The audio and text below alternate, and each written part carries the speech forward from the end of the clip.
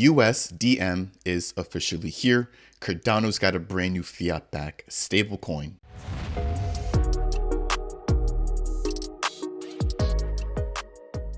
What's up, Ada Nation? Welcome to Dapp Central, your home for everything blockchain and crypto.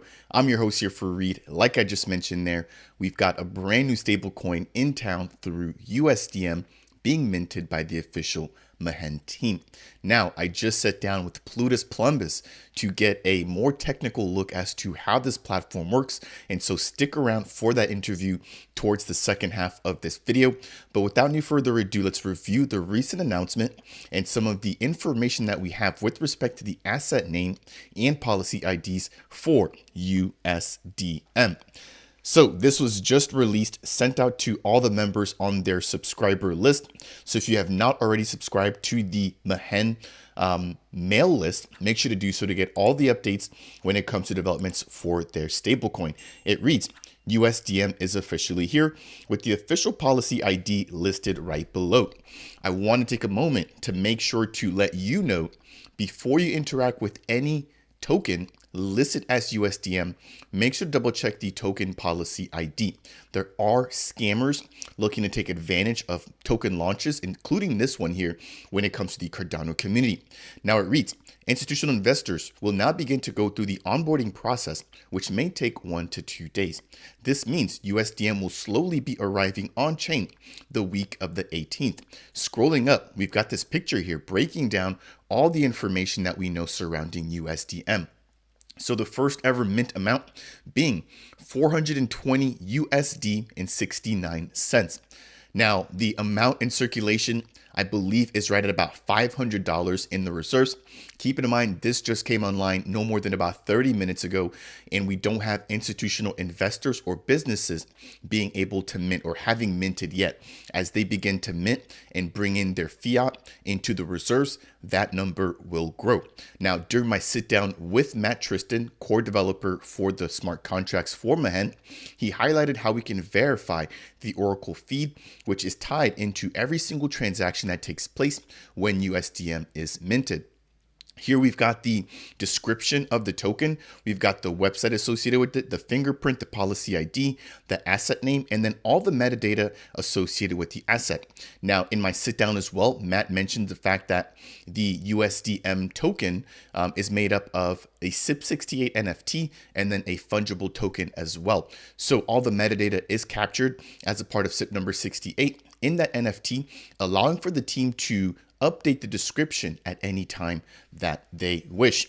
Jumping back out of here, we have the official policy ID here listed on Cardano Scan. Again, we've got 420 USDM officially minted, and this just took place about 36 minutes ago. There's only been 2 transactions here, and we've got both of them listed down here at the very bottom. Jumping over, as I mentioned, because there is an NFT or SIP68 support, we've got all of that information, which I just showed you in the prior picture, which is listed here. However, this is encoded in hex. So when it's actually transferred into a wallet, it's transferred into human readable form where you can then begin to actually understand what this is listing. So this is a huge announcement here for the Cardano community. This has been long awaited, and I'm excited to finally be able to get my hands on this. Without any further ado, I'm going to turn you guys over to Tristan. I hope you guys enjoyed this interview. Again, this took place right after the mint, breaking down some of the technical aspects, how you can actually begin to review USDM when utilizing something like Cardano Scan or any sort of Cardano Explorer, and then him also highlighting some of the successes and what we can expect to come next down the pipes now that USDM is officially out of the door. So if you guys do enjoy that, please make sure to smash that thumbs up. Consider subscribing if it's your first time stopping by. And with that said, enjoy the video. What's up, Ada Nation? Welcome to Dapp Central. My name is Fareed. As a part of today's video, we've got some breaking news surrounding the official launch of USDM led by the Mehen team. As a part of today's sit down, I've got Tristan, aka Plutus Plumbus, one of the core developers for the actual smart contract when it comes to Mehen. Man, what a day. Matt, welcome aboard. How are you?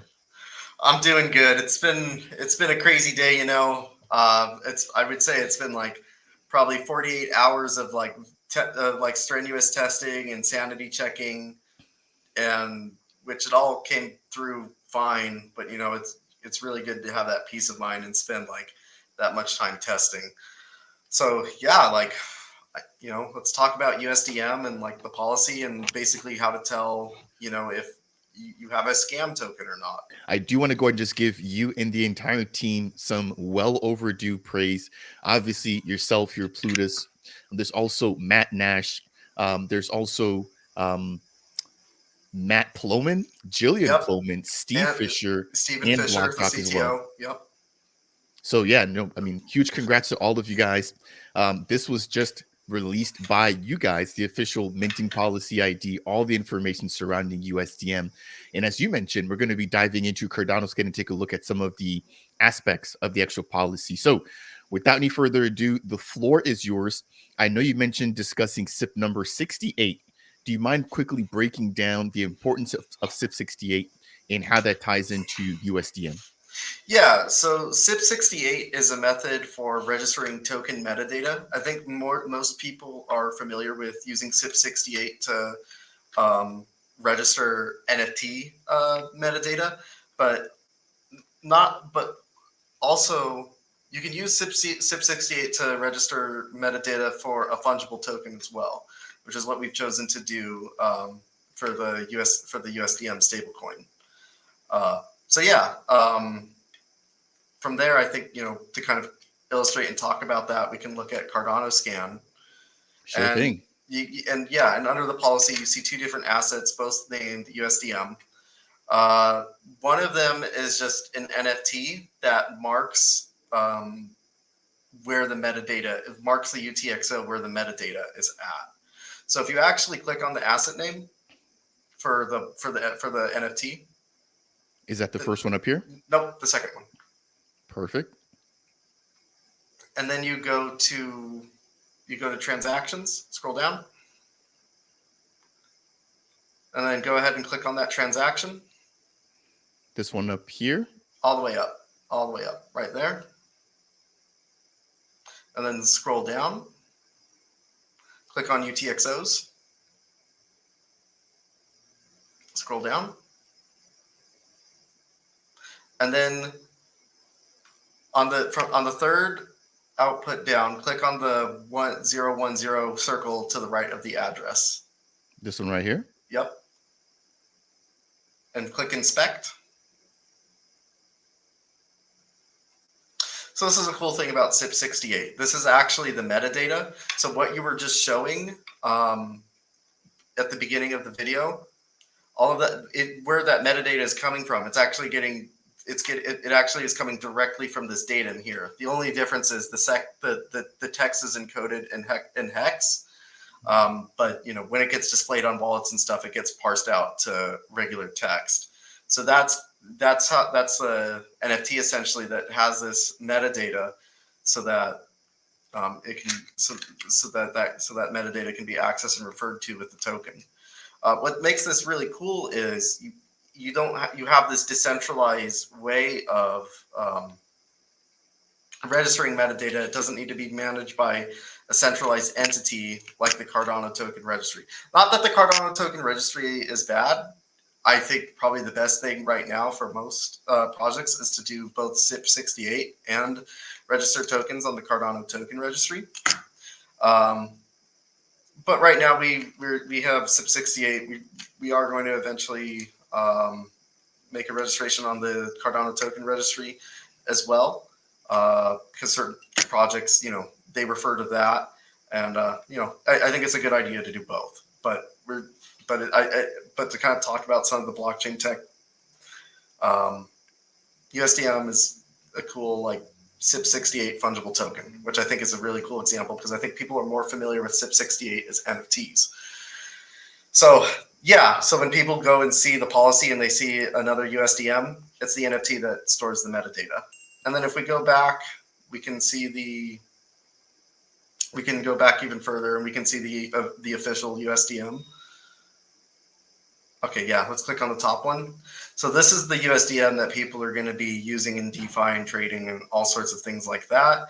You can see the policy ID, and you can also see the asset name. Notice the 333, that's the tag for a fungible token for a for a SIP68 token. And that's basically what it is. But the asset name and everything is going to remain on chain for forever. And for those who want to know what our policy and asset name is, there it is, right there on Cardano Scan. And I will go ahead and leave that down below. As Matt mentioned, tons of scams, right? An opportunity to get taken advantage of here. So please, before swapping into any liquidity pools or trying to make any sort of trades, do make sure that you are interacting with the correct policy ID. So Matt, I want to turn it back over to you. Let's say somebody wants to figure out how much has actually been minted on chain. How can we quickly do that? That's a really good question. Um, the best way to do that would be to look at the USDM count UTXO. So let me get the transaction. Well, actually, let's look at let's look at some of the transactions under this under this. So let's click on that transaction. And so let's scroll down. So how this works is it's actually referencing an oracle, and it's also keeping track. The contract state is also keeping track of the amount of USDM listed. So they could go to whatever the latest mint transaction of USDM is, and they can go to UTXOs. Scroll down. And then you see that USDM count. Let's inspect the datum for the output that contains the USDM count NFT.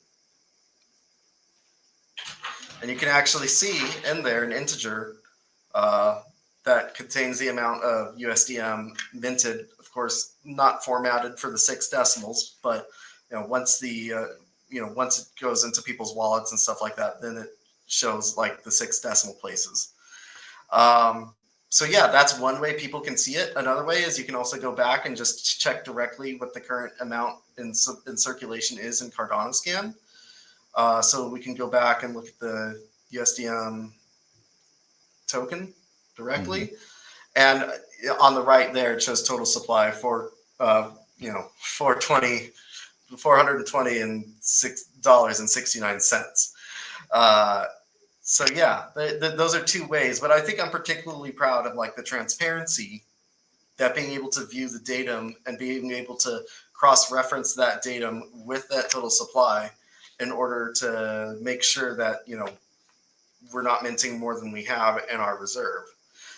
So another thing you can also do is that's interesting about the Mehen protocol. If you go back to a transaction and look at reference inputs, we can actually look at the Oracle feed that Charlie 3 manages and posts for us in order to use in order to limit how much we can mint, so that we can't do any funny business, of course. So that's and Charlie 3, they're completely independent. They have read-only access to our reserves, so they can look into they look into that. They post those values on chain and basically keep us honest. So if we go to any USDM mint transaction, just go ahead and click on that transaction, scroll down, go to reference inputs, and we see one that says Oracle feed. Let's click there and inspect the datum there. And there you can actually see that when we format for 6 decimal places, we currently have $500 in the reserve, which you might think is very low, but we did just launch. So I expect this to grow greatly in the future, and I'm particularly excited about it. And I also think this is a cool little tutorial on how to show, Cardano community members how to explore the blockchain in order to see what's going on with the Mehen protocol. Yeah, no, I can't thank you enough. Of course, you guys literally just launched hot off the press, no more than about 15 to 20 minutes ago. I want to thank you for number 1, your hard work, but then number 2, taking time out of your busy day to jump on here and show me how to jump in and actually verify some of these values. I've got a couple of questions here, and then I think we can jump out of Cardano Scan and kind of talk a little bit more candidly about the development experience when it comes to USDM. So because there is the ability to burn USDM, could we potentially see that total supply shrinking as well when we're reviewing the overall supply, which I believe, let's see here, should be back here. So will this number fluctuate Yes. and potentially be reduced if that supply gets burned? Yes. If a Mehen user wishes to withdraw their USDM, and redeem it for $1, then the token would be burned, and they would get back $1. And when that happens, is that it's going to be burned off the Cardano ledger, that amount, and it's going to show up as less in the total supply there, and it'll show up as less in the Oracle as well. So it's going to be always completely matched, kind of 1-to-1 in that way. And then, as you mentioned earlier, in order to also verify via Charlie 3, we can expect that Oracle feed datum and see what number is referenced there, obviously making sure to format that correctly with the decimal places. Correct. Yeah. When people are looking at those on-chain values, it's important to consider that there's actually 6 decimal places involved with that value. Thank you. So is there anything else that you want to highlight or maybe just share here with the community with respect to Cardano scan? If not, I think we're going to take a break here from the technical aspects, and I want to have just a more laid back conversation surrounding the experience of actually launching USDM. I think that's all, really. I think that's a lot of the interesting points right now when it comes to like being able to see like what's going on with the monetary side of USDM. Thank you so much, Matt. All right, jumping back out of here, man. Um, it's been months, right, since you've been working with the USDM team. You guys finally got this out of the finish line. Number one, how does it feel? And the number two, what's next? How does it feel? It feels. Yeah, it's been a long time. It's been a long time coming. I mean, really, I've been working on this on this protocol for probably 10 months. Um, it's been an incredible experience. I've learned you know a lot of I've learned a lot of skills about developing with Aiken, and particularly debugging things, debugging smart contracts on the Cardano blockchain. Uh, you know, basically learned how to make it with with an incredibly thin team. We went through our audit with Sunday Labs. Sunday Labs was an incredible auditor to work with. They really added a lot of value to the protocol, I believe, and gave us a lot of good, strong security suggestions.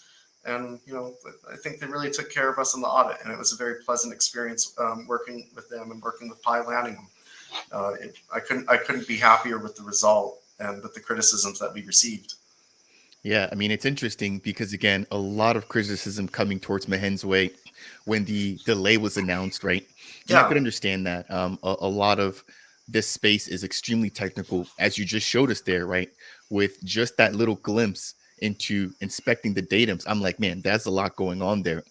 So the fact that you guys took the time that you needed, yes, the community was a little bit frustrated, Hmm. but I think it's better to measure twice and cut once than to put out a token and then have to have a V2 protocol, migrate liquidity, update policy IDs, etc.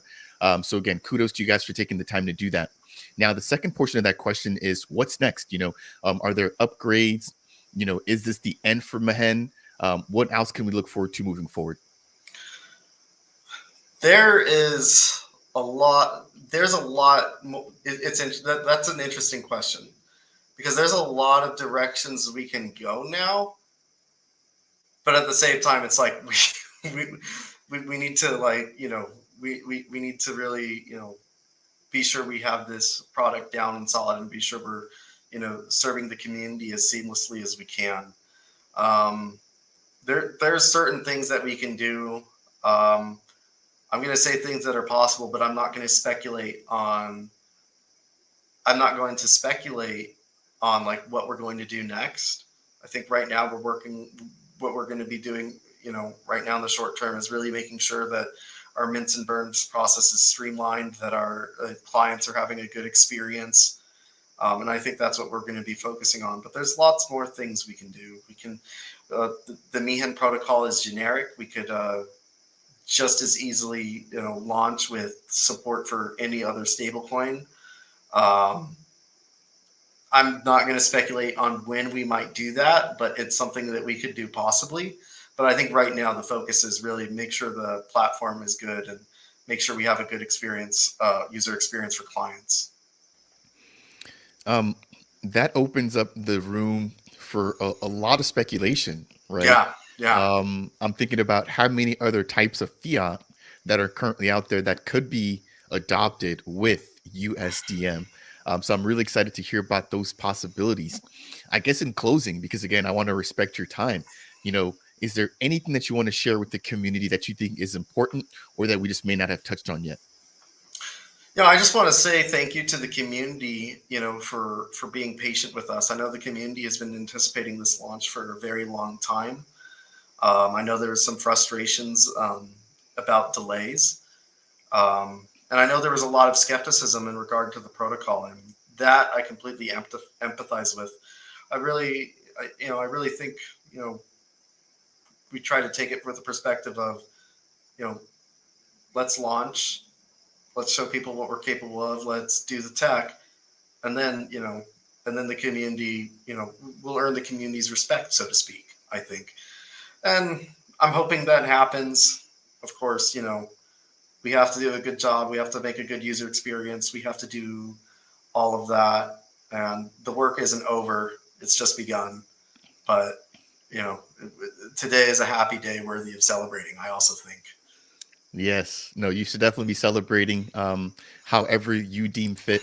Again, as you mentioned just the very beginning, we're expecting integrations with protocols here in the ecosystem, including Indigo, Lenfi, Liquid, Splash, MinSwap, and so many more. So again, Matt Tristan here, core contributor to the Mehen USDM stablecoin, which has officially launched. I think we're going to look back in this in a couple of years and be like, we were on the right side of history. So congrats to you and the entire team. Again, thank you for your time for joining me here.